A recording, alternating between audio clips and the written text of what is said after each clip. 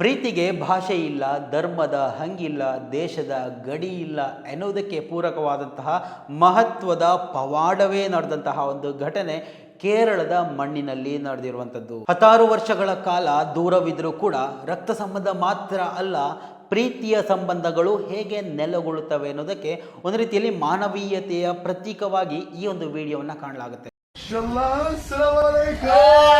Okay, happy Onam. And you can do session.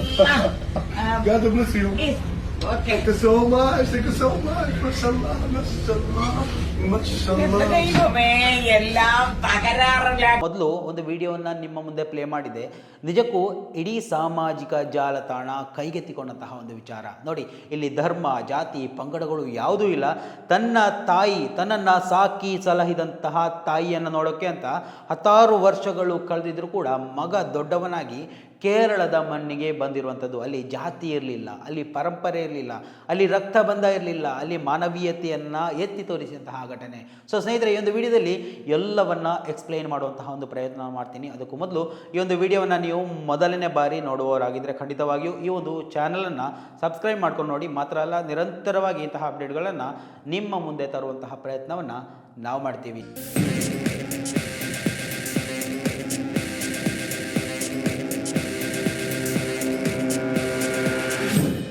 ಹಲವು ದಶಕಗಳ ಹಿಂದೆ ತನ್ನ ಕುಟುಂಬವನ್ನು ಸಾಕೋಕೆ ಅಂತ ಕೇರಳದ ಹಿಂದೂ ಮಹಿಳೆ ಸೌದಿ ಅರೇಬಿಯಾ ಪ್ರಯಾಣವನ್ನು ಮಾಡಿರ್ತಾಳೆ. ಅಲ್ಲಿ ಒಂದು ಮನೆಯಲ್ಲಿ ಕೆಲಸ ಅಂದರೆ ಮಕ್ಕಳ ಚಾಕರಿಯನ್ನು ಮಾಡುವಂತಹ ಒಂದು ಕೆಲಸವನ್ನು ಮಾಡ್ತಾ ಇರ್ತಾಳೆ. ತನಗೆ ಆ ಒಂದು ಮನೆಯಲ್ಲಿರುವಂತಹ ಕೆಲಸ ಅಂದರೆ ಆ ಒಂದು ಮಗನನ್ನು ನೋಡಿಕೊಳ್ಳುವುದು. ಆದರೆ ಆ ಮಹಾತಾಯಿ ಮಾಡಿದಂತಹ ಕೆಲಸ ಏನಪ್ಪ ಅಂದರೆ ತನ್ನ ಮಗನಿಗಿಂತಲೂ ಹೆಚ್ಚಾಗಿ ಪ್ರೀತಿಯನ್ನು ಆ ಮಗನಿಗೆ ದಾರೆ ಎರೆದು ಕೊಡ್ತಾಳೆ. ಕಾಲ ಹೀಗೆ ಕಳೀತಾ ಹೋಗ್ತಾ ಇತ್ತು.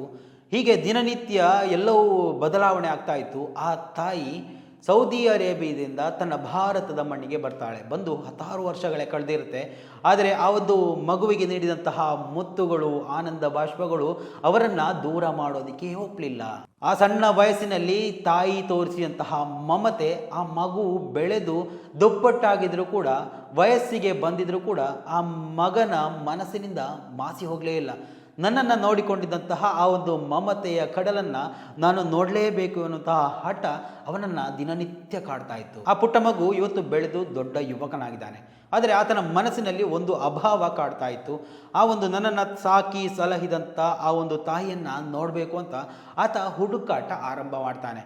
ನಿರಂತರ ಮಾಹಿತಿ ಕಲೆ ಹಾಕುವುದು, ಆ ಒಂದು ಮನೆ ಎಲ್ಲಿಂದ ಬಂದವಳು ಎನ್ನುವಂತಹ ವಿಚಾರ ಮಾಹಿತಿಗಳನ್ನು ಕಲೆ ಹಾಕ್ತಾ ಹೋದಂತೆ ಆ ತಾಯಿಯ ಮನೆಯ ವಿಳಾಸ ಆತನಿಗೆ ದೊರಕಿ ಬಿಡುತ್ತೆ. ವಿಳಾಸವನ್ನ ಹುಡುಕ್ತಾ ಆತ ಕೇರಳದ ಮಣ್ಣಿಗೆ ಕಾಲಿಡ್ತಾನೆ. ನೋಡಿ, ಯಾವುದು ಮನೆಯ ಬಾಗಿಲಿಗೆ ಬಂದು ನಿಂತ ತಕ್ಷಣ ಏನು ಸಂಭವಿಸಿರ್ಬೋದು? ಆತನ ಮುಖ ಆ ತಾಯಿಗೆ ಗುರುತು ಸಿಕ್ಕಿರ್ಬೋದಾ ಎನ್ನುವಂತಹ ಪ್ರಶ್ನೆಗಳು ನಿಮ್ಮಲ್ಲಿ ಉದ್ಭವ ಆಗ್ತಾ ಇರ್ಬೋದು. ಆದರೆ ಅಲ್ಲಿ ನಡೆದಿದ್ದೇ ಬೇರೆ. ಆತ ಏನು ಆ ಒಂದು ಮನೆಯ ಬಾಗಿಲಿಗೆ ಹೋಗಿ ನಿಲ್ತಾನೆ, ಆ ಒಂದು ಸಂದರ್ಭವನ್ನು ವರ್ಣಿಸಲಿಕ್ಕೆ ಸಾಧ್ಯ ಇಲ್ಲ. ಆ ಒಂದು ವಿಡಿಯೋದಲ್ಲಿ ಎಲ್ಲವೂ ಸೇರ್ಕೊಂಡಿತ್ತು. ಆ ಒಂದು ಮನೆಯಲ್ಲಿ ನಡೆದಂಥದ್ದು 2 ವ್ಯಕ್ತಿಗಳ ಭೇಟಿ ಮಾತ್ರ ಅಲ್ಲ, 2 ಆತ್ಮಗಳ ಮಿಲನ ಆದಂತೆ ಕಾಣ್ತಾ ಇತ್ತು. ಮಗನೇ ಅಂತ ಆ ತಾಯಿ ಕರೆದಂಥ ಸಂದರ್ಭದಲ್ಲಿ ನೋಡಿ, ಯುವಕ ಬೆಳೆದು ಬೆಟ್ಟದಷ್ಟಿದ್ರೂ ಕೂಡ ಓಡೋಡಿ ಹೋಗಿ ಆ ತಾಯಿಯ ಮಡಿಲಿಗೆ ಅಪ್ಪಿಕೊಳ್ಳುವಂತಹ ಆ ಒಂದು ಸನ್ನಿವೇಶ ನಿಜಕ್ಕೂ ಪ್ರತಿಯೊಬ್ಬರ ಕಣ್ಣಂಚಿನಲ್ಲೂ ನೀರನ್ನು ಭರಿಸುವ ಹಾಗಿತ್ತು. ಆತ ಓಡಿ ಹೋಗಿ ಆಕೆಯ ಮಡಿಲಲ್ಲಿ ಬಿಗಿದಪ್ಪಿಕೊಳ್ತಾನೆ. ಏನು ಸಣ್ಣ ವಯಸ್ಸಿನಲ್ಲಿ ಆತನಿಗೆ ಸಿಕ್ಕಿದಂತಹ ಆ ಒಂದು ಬೆಚ್ಚನೆಯ ಅಪ್ಪುಗೆ ಅಲ್ಲಿ ಫೀಲ್ ಆಗ್ತಾ ಇತ್ತು ಆತನಿಗೆ. ನೋಡಿ, ನಮ್ಮ ದೇಶವನ್ನ ಗಮನಿಸ್ತಾ ಹೋದರೆ ಆ ಯುವಕ ಇಸ್ಲಾಂ ಧರ್ಮದವನಾಗಿದ್ದ, ಓರ್ವ ಮುಸ್ಲಿಮನಾಗಿದ್ದ. ಆ ಮಹಿಳೆ, ಆ ತಾಯಿ ಅಂತ ಕರೆಸ್ಕೊಳ್ಳುವಂತಹ ಮಹಿಳೆ ಹಿಂದೂ ಸಂಪ್ರದಾಯಸ್ಥಳಾಗಿದ್ಲು. ಅಲ್ಲಿ ಭಾಷೆಯ ವ್ಯತ್ಯಾಸವನ್ನು ಗಮನಿಸಲಿಲ್ಲ, ದೇಶದ ವ್ಯತ್ಯಾಸವನ್ನು ಗಮನಿಸಲಿಲ್ಲ. ಅಲ್ಲಿ ಬರೀ ಮಮತೆ ಮಾತ್ರ ಪ್ರಾಧಾನ್ಯತೆಯನ್ನು ಪಡ್ಕೊಂಡಿತ್ತು.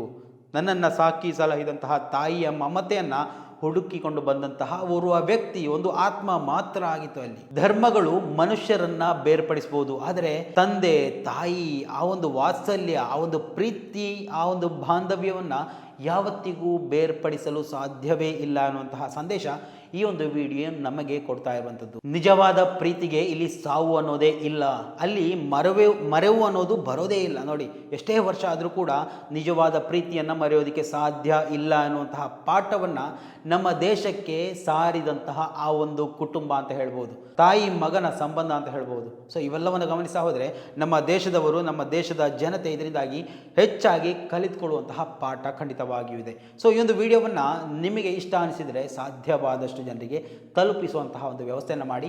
ಮಾತ್ರವಲ್ಲ, ನಿಮ್ಮ ಅಭಿಪ್ರಾಯಗಳನ್ನು ಕೂಡ ಇಲ್ಲಿ ಕಮೆಂಟ್ ಮಾಡಿ. ಮುಂದಿನ ಮಾಹಿತಿಯೊಂದಿಗೆ ಮತ್ತೆ ಭೇಟಿಯಾಗೋಣ. ಅಲ್ಲಿವರೆಗೂ ನಮಸ್ಕಾರ.